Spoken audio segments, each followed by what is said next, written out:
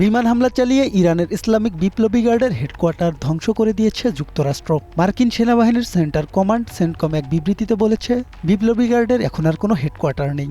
রবিবার বড় ধরনের হামলা চালিয়ে যুক্তরাষ্ট্র সাপের মাথাটি কেটে দিয়েছে।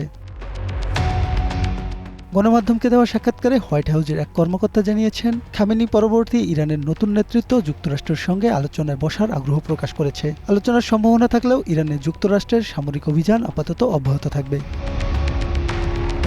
এদিকে মার্কিন প্রেসিডেন্ট ডোনাল্ড ট্রাম্প বলেছেন, ইরানের গত সপ্তাহে আলোচনার প্রস্তাব দেওয়া উচিত ছিল, তবে এখনও আলোচনার পথ খোলা রয়েছে। ইরানের বিরুদ্ধে চলমান সামরিক অভিযান সর্বোচ্চ 4 সপ্তাহ স্থায়ী হতে পারে বলেও জানিয়েছেন তিনি। ইরানে চলমান মার্কিন ইসরায়েলের অভিযানে দেশটির 48 জন নেতা নিহত হয়েছেন জানিয়ে ট্রাম্প আরও বলেন, ইরানের 9টি নৌযান ধ্বংস করে ডুবিয়ে দেওয়া হয়েছে, যেগুলো ইরানের জন্য বেশ গুরুত্বপূর্ণ ছিল। এদিকে ইরানের বিরুদ্ধে সামরিক ব্যবস্থা নেওয়ার হুঁশিয়ারি দিয়েছে ফ্রান্স, জার্মানি ও যুক্তরাজ্য।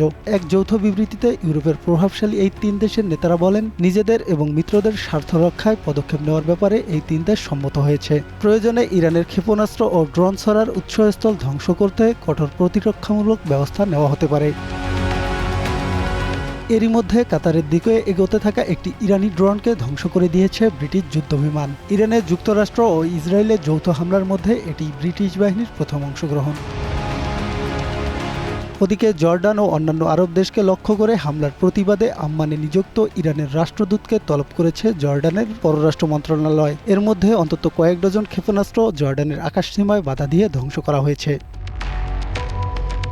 অন্যদিকে ইরানের বিরুদ্ধে যুক্তরাষ্ট্র ও ইসরায়েলের যৌথ সামরিক অভিযানে অংশ নেওয়ার কোনো পরিকল্পনা অস্ট্রেলিয়ার নেই বলে জানিয়েছেন দেশটির পররাষ্ট্রমন্ত্রী পেনি ওয়াং। মাজিদুল ইসলাম মাসুদ, গ্রিন নিউজ ডেস্ক।